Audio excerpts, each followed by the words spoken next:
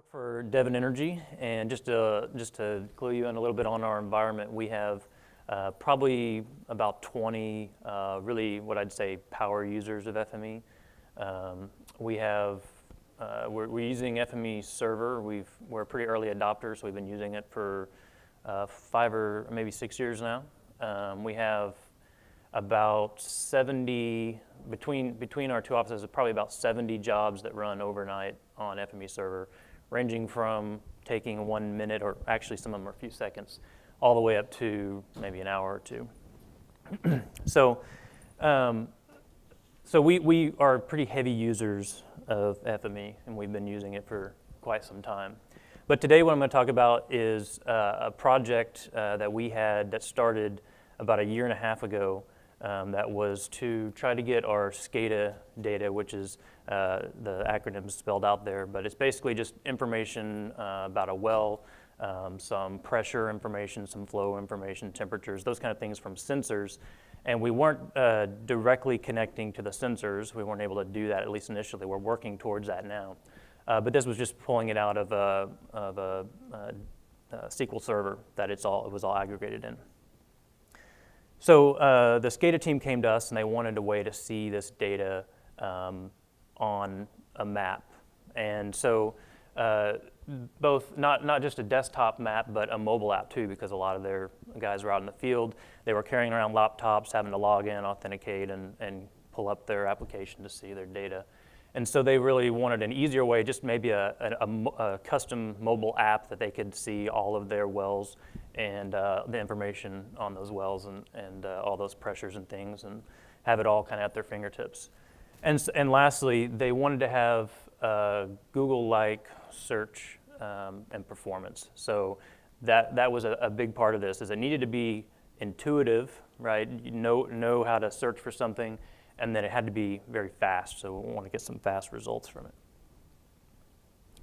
So we had a number of challenges with this. Some of these were addressed with FME, some with other things, but we needed to keep the data consistent. So if you go to the desktop app and you go to the phone, you need to be able to make sure that the data's the same.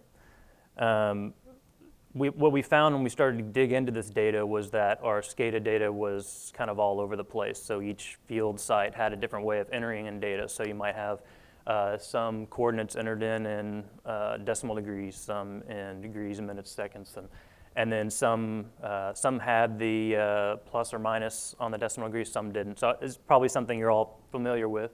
And then other sites didn't put that information in there at all. So what we ended up doing was tying all of those back to a particular well data set, and so we joined those up in order to use the authoritative location for that information. So another thing that we needed to do was be able to show that data in context to other things like pipelines and any leases or some other wells, competitor wells that are around the area. And so the big key there is that ArcSDE is our authoritative spatial database. So we've been using Esri for quite some time. All of our data is generally created and maintained by all of our database or all of our data managers in ArcSDE. And the reason why that's a problem is because we didn't end up using ArcSDE as the solution here. So finally, it won't be used if it's not fast. So I touched on that a minute ago. So what we came up with was a solution that we call the Spatial Reasoning System, or SRS. And we're actually using the OpenGeo suite. So it's PostGIS, serving the data out through GeoServer, and making use of caching with GeoWeb Cache. I didn't put it on there, but we're using open layers for the rendering. And then we're also incorporating the Apache Solar search platform to get that really fast Google-like response when they search for data. So all of this data is indexed. And we have internally developed web and mobile apps. We're fortunate to have an internal spatial developer and a group now of spatial developers that are very good at what they do. And FME and FME server are what we use for our data creation and synchronization. So it's kind of working in the background to make sure all this data stays synced up, and that's kind of some of the examples I'm going to show today. And then we have some custom code for some other data integrations. So why did we go with open source? So the number one thing for us was it came back to the performance. So our biggest pain point we've had historically is our well data set. So in our US wells data set, we have all of the wells from all companies, and it's over 4 million. And so not only that, but we want to store the surface location of the well, the bottom location of the well, and the path of the well. And so it becomes a lot of data that you're storing, and again, a lot of data that you're querying when you're looking and trying to render that from something like SDE, just an ArcMap. It's okay at 10,000, 1 to 10,000, but when you go out to 1 to 100,000, it pretty much kills it. So what we found, just evaluating PostGIS, is that when we render this through GeoServer, it's extremely fast, and we're able to show wells out at a scale, and then even not only show them, but cache them out at scales that we never thought were really possible before. So, think of about the size of the state of Texas and how many wells are in Texas. That was kind of the big test, right? So over 1 million, I think over 1 million wells just in Texas. And it was able to draw those and cache them. I think it was about 10 seconds was what it took. We also took advantage of reduced database complexity. And that's because we could store all of the geometries in one row. So in PostGIS, you can have multiple geometry columns. So we were able to have all the attributes about a well, its surface location, its path, and its bottom location, all in one row rather than having separate feature data sets.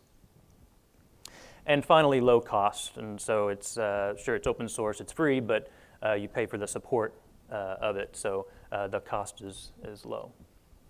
So this is, sorry, it's kind of hard to see, but this is our overall integrations diagram. The top one up here, if you can't read it, is SDE.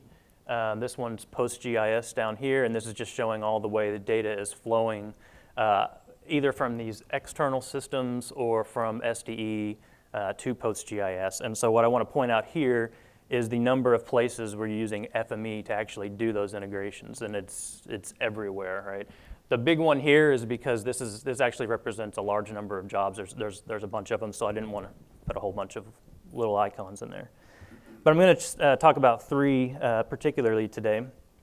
And I know it's hard to see here, but this one is some SCADA tower information. This is some well production information, and this one is some seismic data. So I'll go through each of these just because they have some kind of interesting logic, I think, to them. So we're using, like I said, we're using FME to do much of these synchronizations, and we're using FME server to do all of the job running and any type of failures that we have. We're reporting those through FME server. So this is just kind of a schematic of what's going on. We have an Excel sheet where we have a bunch of data, and we're writing this into PostGIS. This is kind of what it looks like in the end. You have a tower and some kind of polygon around it. So what they're storing in their spreadsheet is some latitude, longitude coordinate, and also a couple of fields that indicate the range of these towers, and that's what these polygons are representing.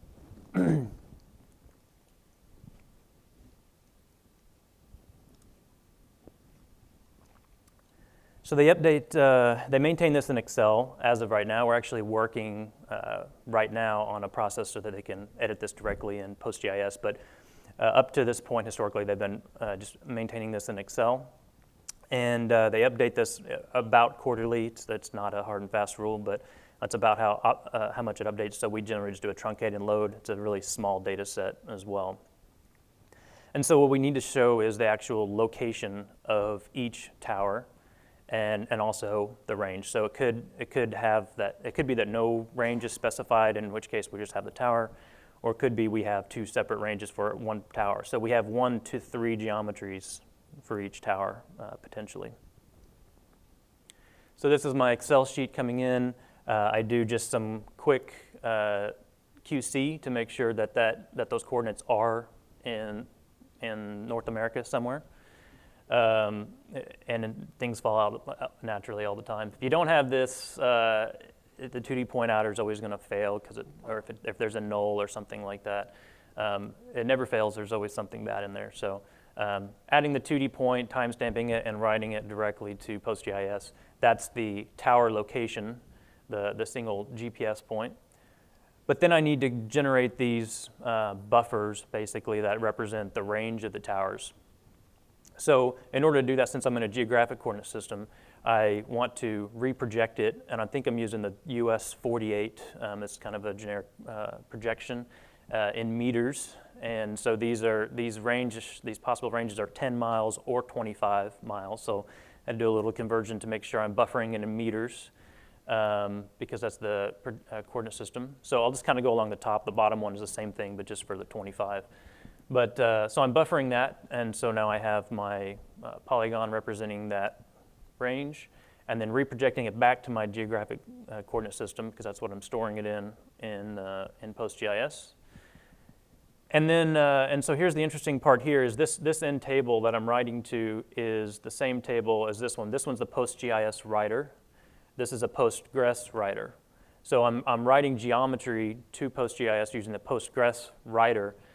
In this case, what I'm doing is using a geometry extractor, and you probably can't see, but it says OGC well-known text, so I'm extracting it as well-known text, storing it in an attribute I just call buffer10, which happens to be a geometry column in the table. This then goes in here to, this is just a update, tells me to update that table.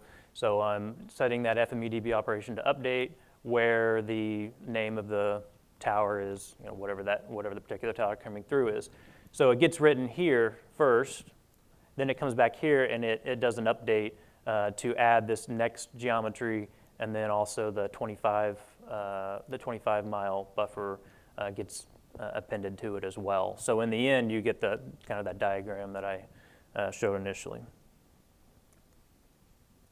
So this next example I have is a non-spatial oracle to PostGIS, and really should just be to Postgres, because there's no spatial part of this, and so there's blank, there's no graphics there, and so I just wanted to point out that it is a very good tool for doing non-spatial ETLs too, and it's my kind of my first choice of any kind of ETL tool that I use.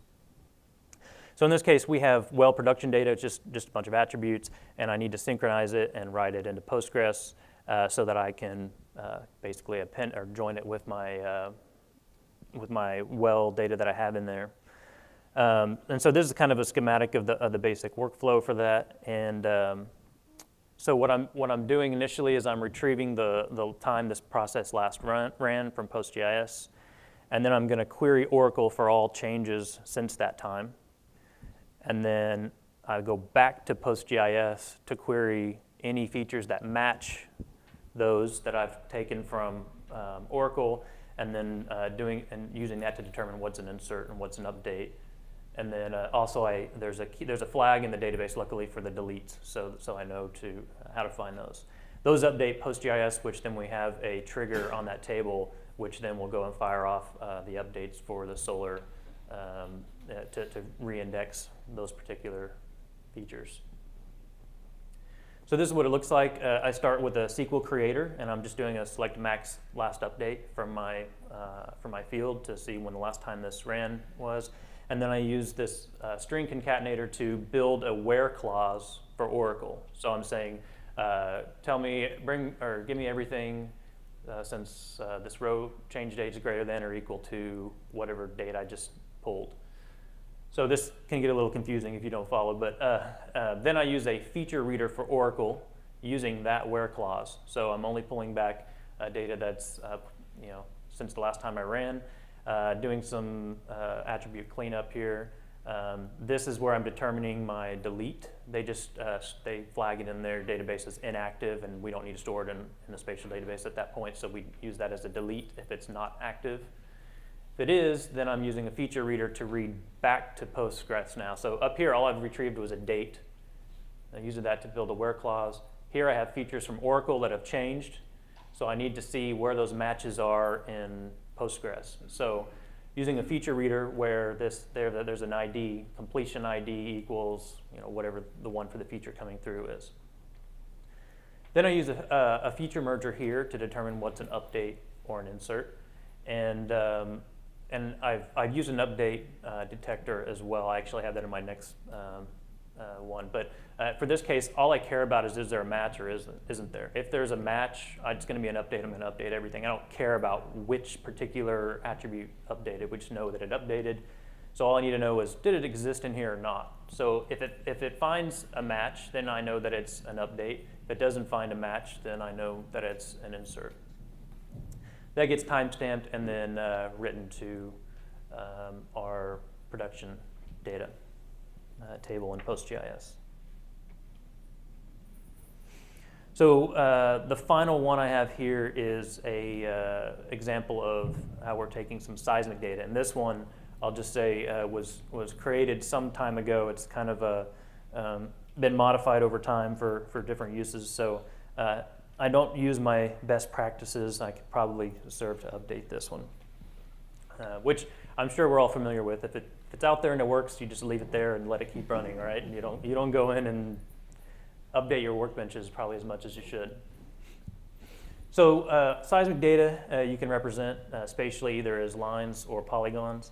And in our seismic database that we use, it's just stored as a list of coordinates. It's a non-spatial Oracle database. Again, this is a recurring theme. We do this all the time. Take data from a non-spatial database that has some kind of coordinates and spatialize it and put it in our spatial systems.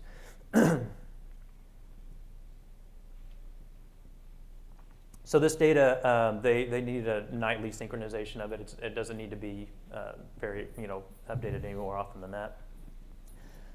But again, we have this reduction of complexity in the database because we can store more than one geometry on a particular row. So seismic data, like I show in here, can be lines or polygons, depending on what type of data it is. A line would just be a 2D seismic shot where they shot kind of down in a line.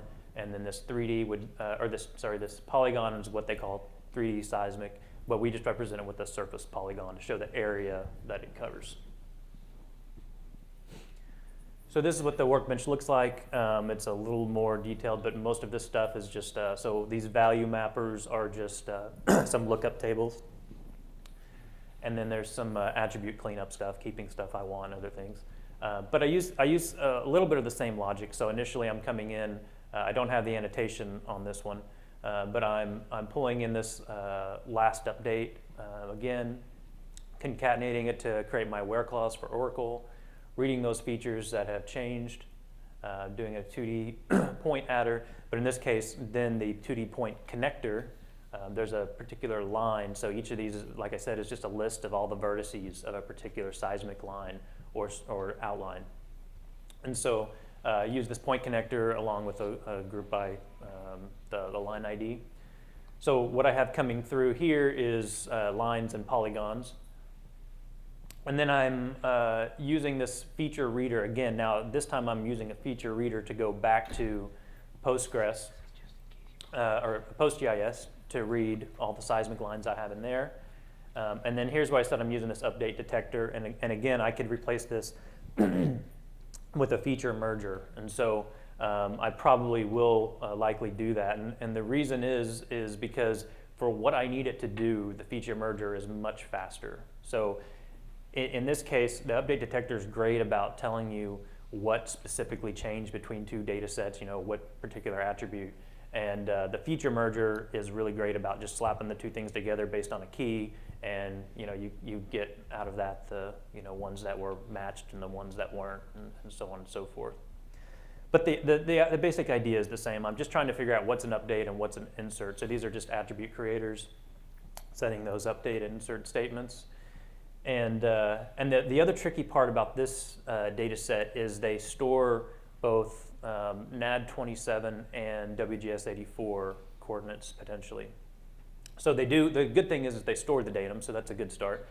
So the bad thing is so we're storing this in PostGIS as WGS84. So the stuff that's WGS84, that's fine. It's coming through and it goes along its way. The stuff that's NAD27, we need to reproject to WGS84. So that's what we're doing up here using the CS map reprojector. And then finally, a geometry filter to filter out the lines from the polygons and writing to our PostGIS. And in this case, I actually have two separate writers. They're two separate ones because if you've ever tried to have the same table twice in the writer, it won't allow you to do that. So I got around that just by creating the writer twice and putting it here. But again, not a good example of best practices, I guess. So this is what we get. This is our resulting product. I don't know if it's very easy to see, but it's very Google-like. We ripped off a lot of the look and feel from Google. So you have you can type in a well name or whatever data you're looking for, and you'll get a list here. And you can't see it up there, but it's 0.079 seconds. I mean, it's for 200 results in this case. So it's extremely fast in the way that it returns the data. And this is another example, and the colors aren't very good up here either, but these are actually the towers named here, and there's the polygons that are representing their range, and then you can see some of the wells that those towers are covering. Another example, this is a coverage map of AT&T coverage as of, I think, last February, from roaming all the way up to 4G.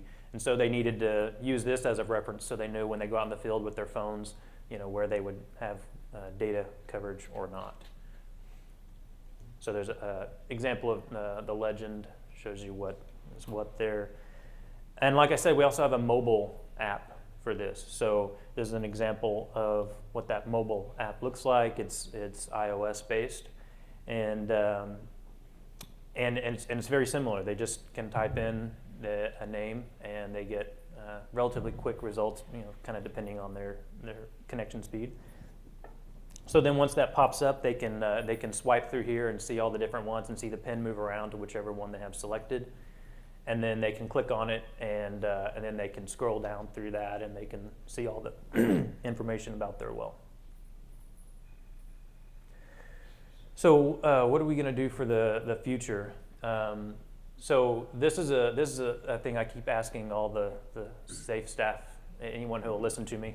Take this one myself. Okay. Other people as well. Yeah. So Upsert would make my life much easier. So if you like Upsert, then ask a SAFE staffer to include that. But yeah, so it would save me basically from the logic of determining what's an update, what's an insert. And what I mean by Upsert is just try to do the update. If you don't find it, then just go ahead and do an insert. And if you've ever used the ArcSDE 3.0 writer back in the day, it used to actually do this by default in update mode. It would do that exact thing. And I think, I'm not sure, but I think it's changed recently, so it doesn't do that anymore. And like I've mentioned before, I need to revise some of those old workbenches and make them a little bit better to use some of these efficiencies that I've found.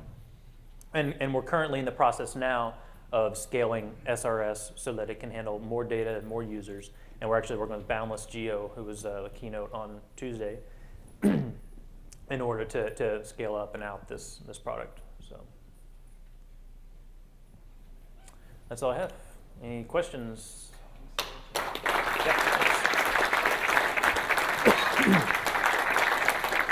We actually have one of our database guys in the back, Raven. You heard that about Upsert before, I guess? Even more impressive though was the workaround for the multi-geometry writing support. We do support that to some extent in Oracle and SQL Server, but not in PostGIS yet. Yeah, I was struck by that as well, the way you did the multi-geometry for a writer that doesn't support multiple geometry. That was very it was really a completely new way of thinking, because I was so much in that Esri world and thinking that each feature type, each geometry type was its own different layer, and then so just learning we could do this, it just kind of changed our world and blew our mind. So any questions for Jared?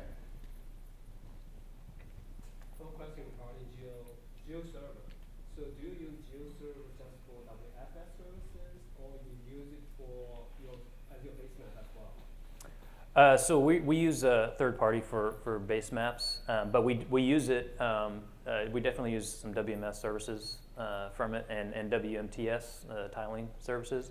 And in fact, we're with our ArcGIS Server Silverlight product, we're actually using wells from GeoServer from using WMS to read them in that product. So we kind of have two environments right now. We have our open source, I guess, environment for web mapping, and then we have our ArcGIS server-based one that's on Silverlight that we're using. And so because we had such great performance with these wells, and also because we want to keep the data synced up and people see the same thing no matter what system they're in, we're actually serving up, or we're reading WMS layers from GeoServer into our Silverlight application. Any other questions? I'm going to try the mic here. Test. Yeah. Just a simple question. Just wondered if your mobile app works offline. Offline, not at this time. So we are looking at ways that we can do some ways that they can select some data to download locally to take out in the field. But right now it does require connectivity. Yeah. And I have it with me. If anybody's interested, I can show you the mobile app. So if you're interested to mess around with it. But. Any other questions? Yeah, Tino. Can your update synchronized workspace handle longer time of failure? I think you run them each night. Mm-hmm. And what happens when they can't do updates for perhaps a week and then have to handle a large volume of update at once? Does that work? So yeah. So with the data sets that we're reading in, it's generally on the order of hundreds or thousands maybe of records that change, but there is a potential that you do get the large number in there. And so far we've been lucky in that it's been able to handle them. It just takes longer. But seeing as how we're only pulling those ones that have changed, usually the nightly one we don't get that much data through. But if we know that there's going to be a wholesale change in a particular database, we got pretty good relationships with the business so that they tell us when that's going to happen, and we'll kind of prepared for that. We don't worry about the update insert stuff. We generally just do a full reload everything and update the index.